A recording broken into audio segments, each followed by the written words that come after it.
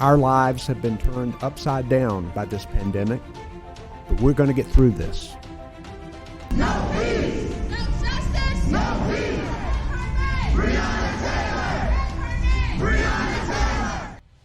We're going to know how to be resilient and how to bounce back and how to adapt to whatever life is going to throw at us.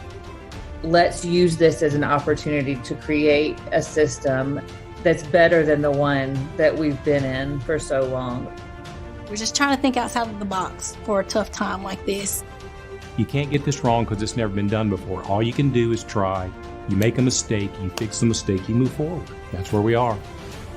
There's an opportunity here to change how we do education. So how do we change education? That big question doesn't have easy answers. But now's the time to dig in, to listen to each other and to work on solutions. Because the decisions we are making right now are already determining our future. Plug into GA's new podcast, Bright Futures Start Now. We'll talk with real change makers about real issues. And we need you to be a part of the conversation. Hi, I'm Dr. Kelly Graves, the Executive Director and co-founder of the Kellin Foundation. And I'm Cyril Jefferson, member of High Point City Council and principal consultant at Change Often LLC. And I'm Winston McGregor, the president of GEA and a member of the Guilford County Board. So it's become a cliche, really, to say it's been a year.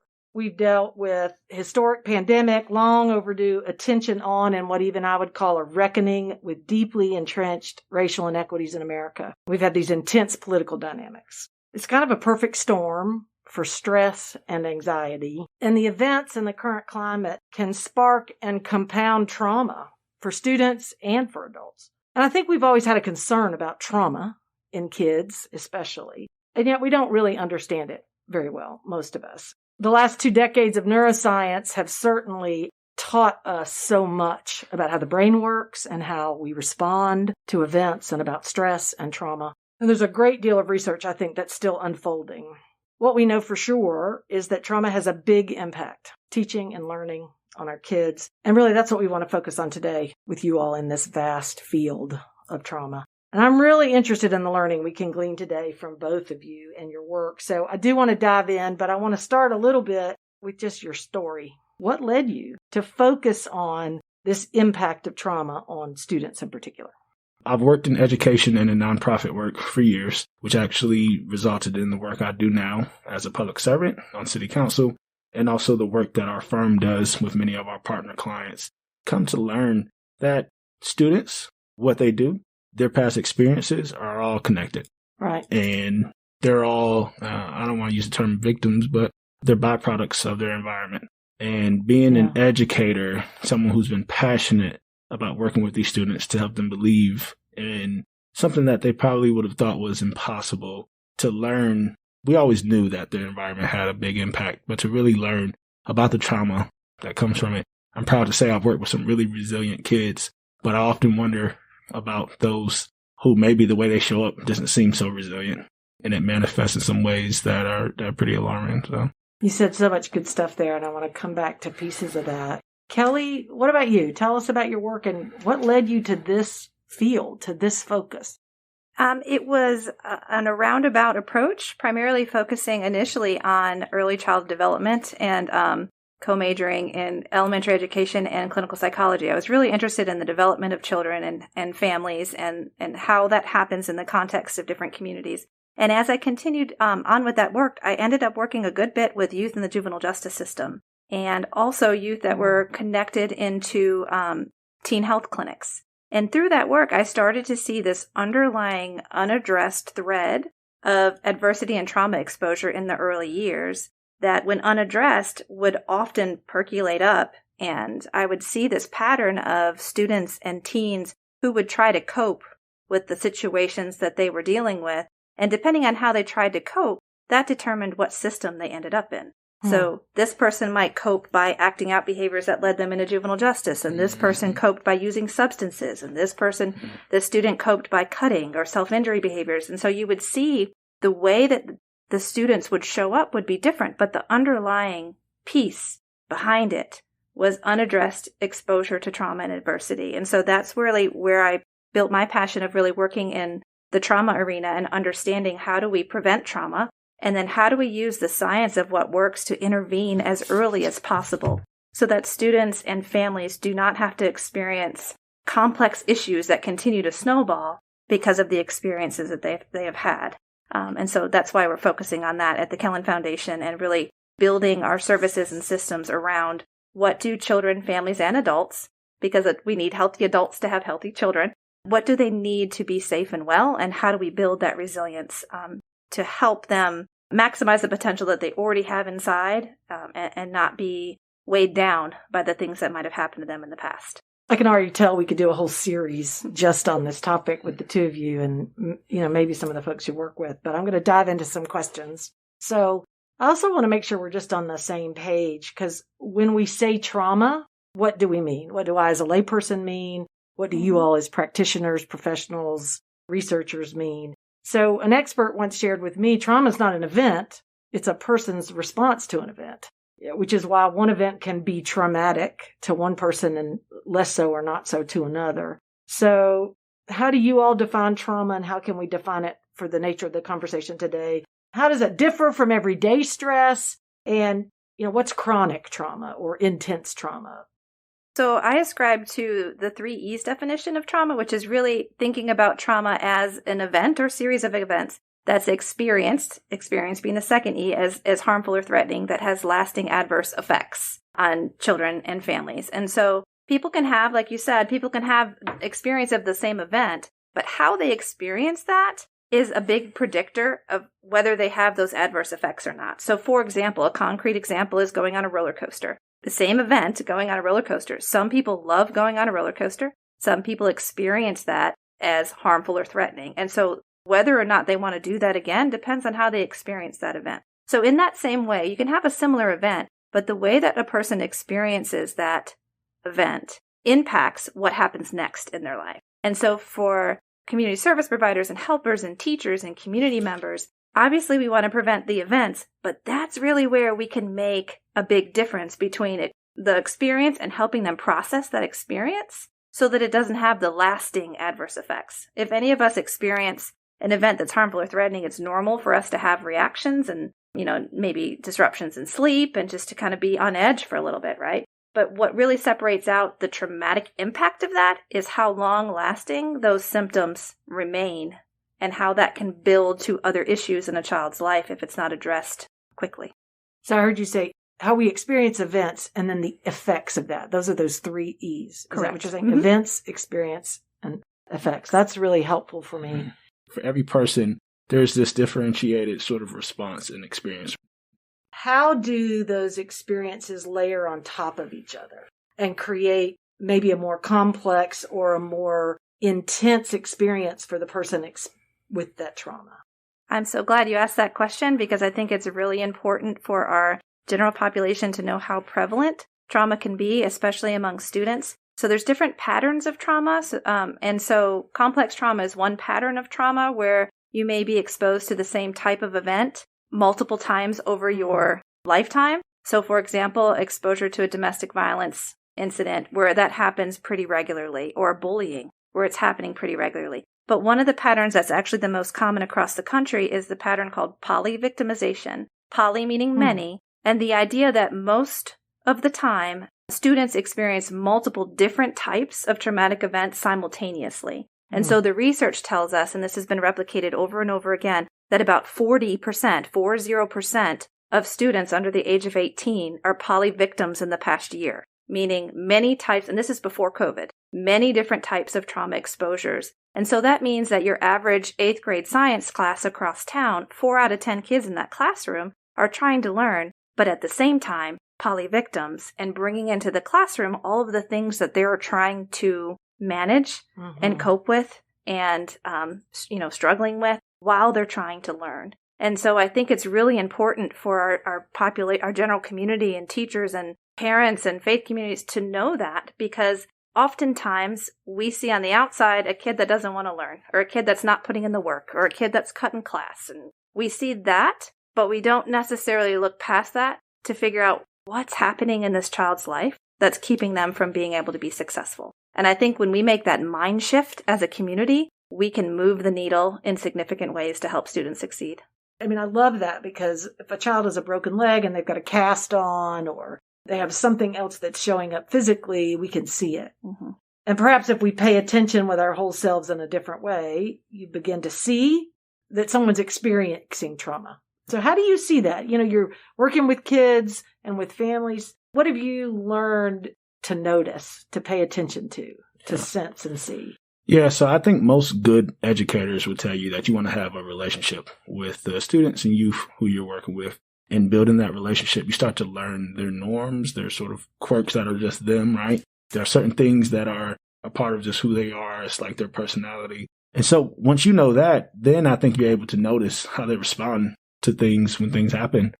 As an educator, you're thinking of all the demands, and we've got EOGs coming up, or we've got this event, this symposium, this competition, whatever it is. You're so focused on the goal ahead. You have to almost remind yourself what the main focus is every day so that you can pay attention to your students, to be perceptive. And so now you know that relationship, you know how they normally are, perceive what's going on there. And it's so important. And I think the way it shows up can be different for everyone. If I have a student who's normally probably an extrovert and I see them being particularly quiet about something on a given day, I may want to talk to them about that. Or if I see a student who's normally pretty easygoing and I say something to them, like in the normal nature of instruction, and they respond sort of in this way that's not them, that's, like they're rejecting or pushing back on that, I'm probably going to look and want to ask more questions. We had 3 principles in here the other day talking about students and outcomes and what shows up in buildings for students. All 3 said, we talked about relationship and that you have to have people in time to build those relationships. And so the more counselors that they've had that can have real relationships with kids to understand what's happening was making a big difference in outcomes. So it's interesting that you bring that up. We see that thread over and over again. I'm also wondering, what do we need in schools in terms of training and in terms of time, Kelly, to respond appropriately, as if we would if someone had a heart attack in the hallway and their heart stopped, or they had an asthma attack? What is it we need to be able to do to be responding proactively and reactively? I think one thing is what Cyril lifted up, and the essential importance, which sometimes I think we skip over, we being the community and schools and everyone skip over the essential importance of that, building that relationship. We see the power of that, having that foundational relationship in terms of the learning process, in the treatment process, in medical offices, and compliance with juvenile justice counselors, like in almost every setting. We know, and the research tells us, that if there's a foundational relationship, you can have the best curriculum, you can have the best evidence-based treatment, you can have all the best tools in your toolbox, but if you don't have that relationship on which to submerge and merge those pieces, you're not going to be but so successful. So I think part of it is building the awareness and understanding that the relationship building is a key piece. There's a saying that if hurting happens in relationships, then healing happens in relationships too. And so I think, especially coming out of COVID, I am hopeful that our communities, our schools, really focus in on not only the learning that we might need to catch up on, but really focusing in on processing the experience that these kids and families have had. How have they been doing? How are they, really checking in with them before we jump right into the learning piece? Because I think that will be critical, and spending some of that time up front and reconnecting, I think will, in person, because we've been doing virtual, but reconnecting in person will pay off hugely when we look at how do we help them continue to advance in the curriculum pieces with that foundational relationship piece in place. In this conversation, and in the conversations we've had in the podcast, we've talked some about how we hold these uncomfortable truths out there, these things that seem conflicting but are both true, which is, in my mind, with this trauma, as I've seen it, goes across socioeconomic, racial, age lines. And also, we have people and groups of people who are disproportionately impacted because poverty is concentrated. And in America, in the racialized structure in that we live, we see this disproportionate impact on students of color, on Black girls, on Black boys. And we also see high anxiety among other groups of students, white girls, for example, suicide rates of white middle class and upper class boys. So all these things can seem conflicting, and I really want to talk about both.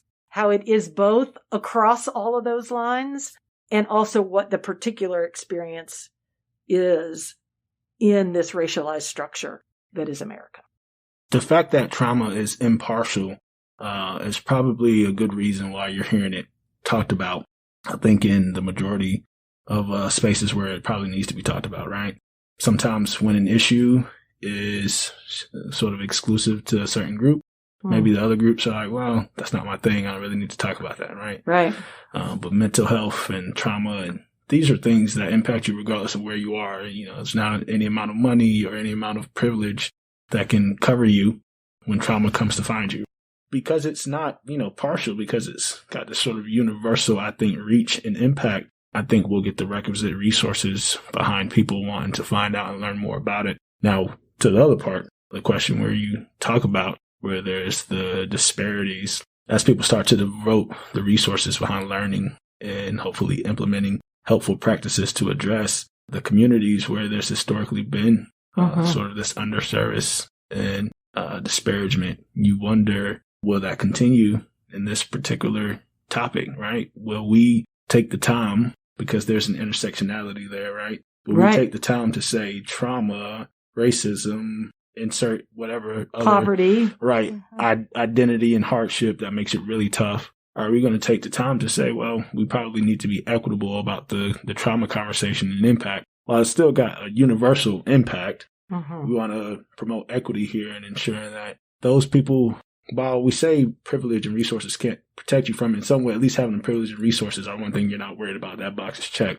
So we want to ensure that we're not making it where the trauma care is only going to those who can afford to get it, or those who go and seek it out, because the ones who probably need it the most are the ones who don't even know that they're having the trauma. If we are truly to call ourselves members of a community members, we need to be equally thinking about those that have access to care and also those who are experiencing these things that may not have access to care, and what are the barriers and how do we proactively help to address those barriers. And so while trauma can be impartial, we know from the data that systemic racism and some of the ways that our systems work can create a setup for a higher likelihood of exposure to different traumatic events. For example, difficulty accessing quality child care, poverty in and of itself, job loss. All of these things can increase the likelihood of having multiple caregivers or maybe parental substance abuse trying to cope, and all of these different snowball pieces that can happen when you start from different playing fields in terms of exposures and systemic issues that we have.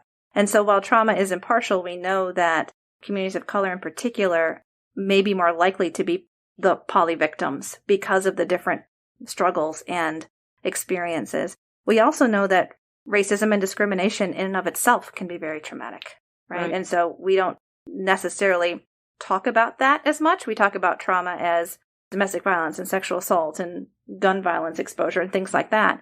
But we know that racism and discrimination can be a traumatic event. Yeah, and I think this links in, you asked earlier about what trainings are needed. And so I think in addition to that, I don't think we can ever have too much training and conversation.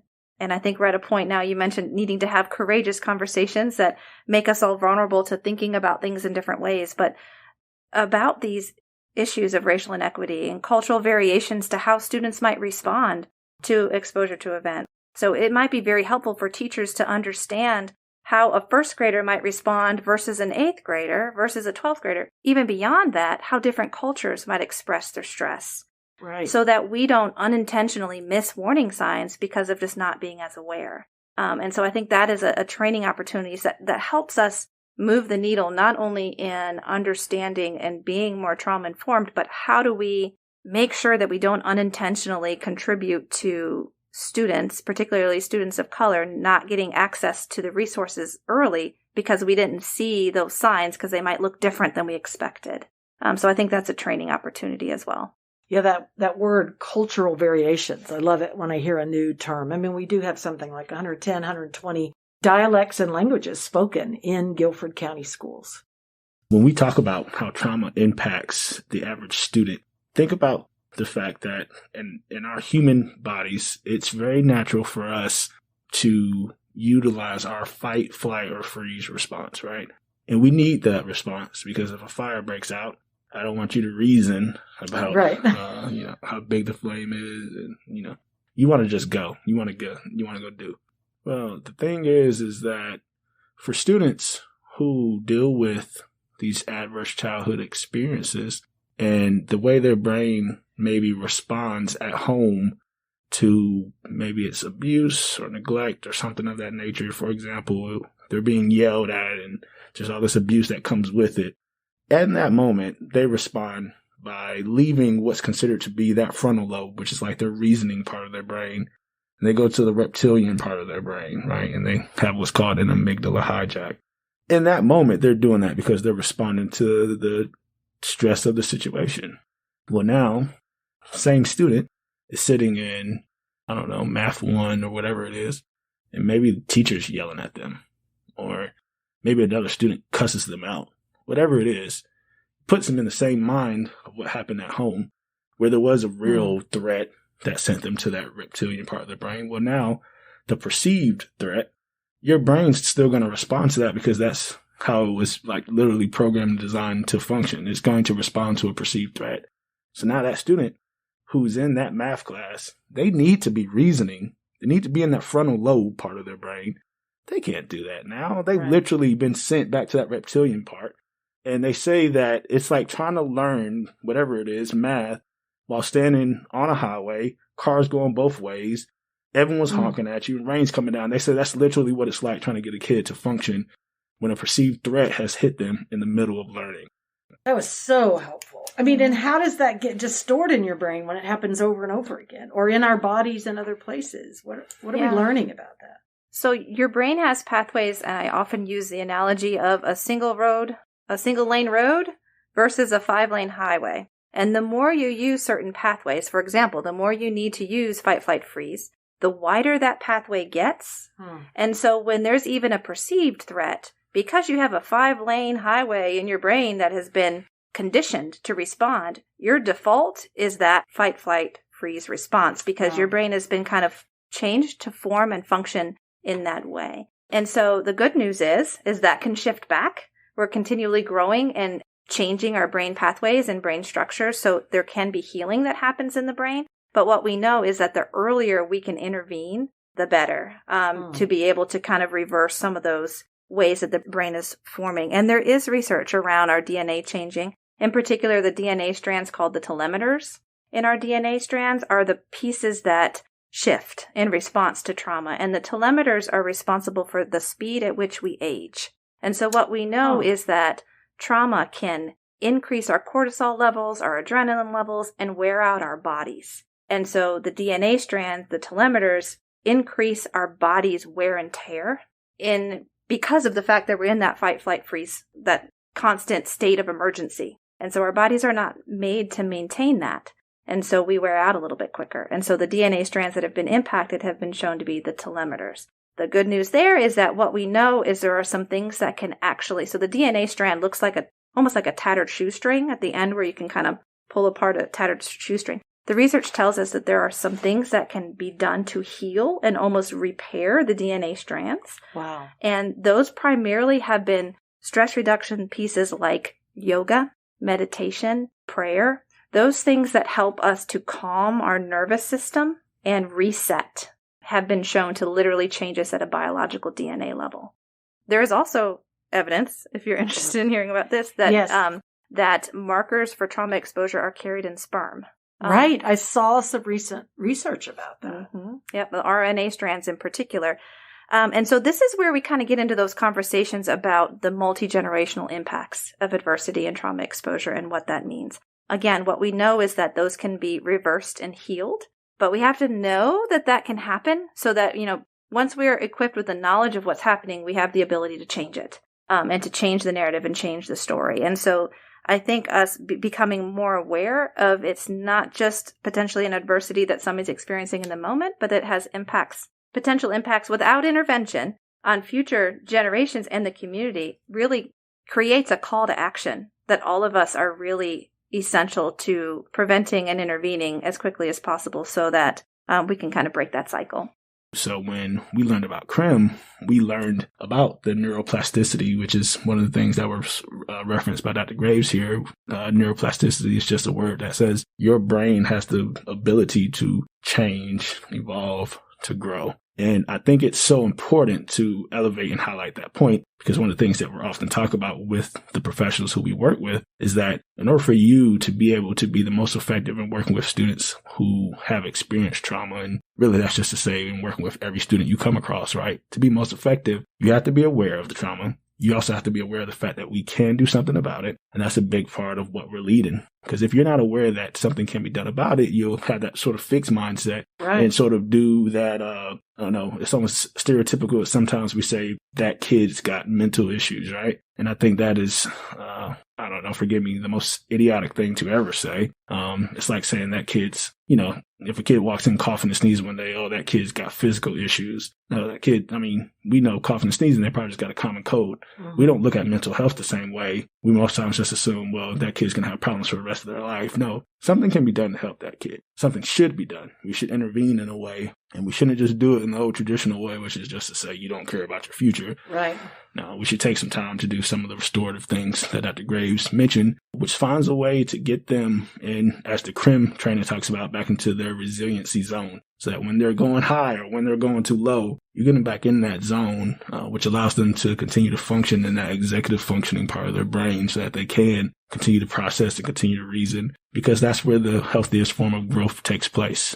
What does a school culture look like? What does a school building look like? What's a school staff look like? What's the experience from a student and an educator look like in an environment where we're taking very seriously how to respond to trauma in such a way that kids can have these positive life outcomes, and then we all win? One of the things that I think is important is to help folks with that mind shift change of shifting from what's wrong with this kid to what has happened to this kid. So I still think the accountability needs to be in place. If there's something that happens, children, need to be held accountable. But the way that we do that can shift a little bit to, having, the accountability in place, but also taking it one step further to say, how did this kid get here to this place? Because they're not thrilled that they're in this place right now. And this is not the direction they want to go in. So how did this kid get here? And how do we help create support so that they don't have to experience this again? And I think that's the mind shift piece that we need to continue to get to. If we could have a magic wand and say, schools across the country and across the world shift from what's wrong with this kid to what has happened to this kid and how do we help them get back on track, I think that is a huge first step to then taking action to support that child. And in shifting that mindset is recognizing that there's no one size fits all. Mm-hmm. Right. I love that our current superintendent for Griffith County Schools, Dr. Contreras, is a huge champion for differentiation in your approach to every student who you work with. You don't assume that I have 20 kids in the class. The way all of them learn should be the same. Matter of fact, it should be the same as when I learned, 30 years ago and all that. It's differentiating. So that you can maximize the opportunity that you have with the student. Because the way everyone's going to respond to different stimuli is so important. The way everyone responds to different events is so important because, again, our body's keeping that score, and how we help them heal is also a part of how we help them learn. If we're not helping them heal, we're not helping them learn. So well said. We typically end our podcast with just 3 rapid fire questions for every single guest. Maybe at the end of our series, we'll splice them all together to hear everybody's answers. So we'd love to do that. I do feel like I could talk to you all for a whole series, so maybe we'll have you back. But to go ahead and end with our rapid fire, Kelly, I'll start with you. Favorite subject in school? I would say math was my favorite subject. Favorite teacher? So I don't remember her name, but she was my creative writing teacher in high school, and she was my favorite because she connected in a different way. Creative writing is really learning and expressing yourself. And so I felt like she knew me, not just the student, but Kelly. Like she knew who I was in some of the writing and interacted with me in a more personal way. That's great. And complete the sentence, I believe education is important because. I believe education is important because there is an opportunity to allow kids and students to dream big and to develop the skills that they will need to be successful in whatever path that they choose. All right, Cyril, favorite subject in school? Historically, it was math, but I think at some point it became music or band class. So we'll go with that. Favorite teacher? Rick Reed. He was my band director at Andrews. Took us to Cotton Bowl and Sugar Bowl and all these places. He was someone who said, "We're at this inner city high school. No one's got money, but we're gonna find a way." He would literally make bets with people and win those bets, and that would literally fund some of our trips and excursions. So. I love that. Okay, I believe education is important because it's a vehicle, and it's really, I think, that dwelling place where a lot of resources and needs are met for students, or at least they should be met. And as that atmosphere continues to become better in how it addresses the needs of students, it will continue to make that student a better person. Well, thank you. Y'all are tremendous, and we're so grateful to have you working in our community. So grateful for your advocacy for our students and our educators, and just all the resources that you're dumping into them. Thank you so very much. Thanks for listening. And you can help us build great schools by sharing this podcast with others. Let's stay connected. GEANC.org.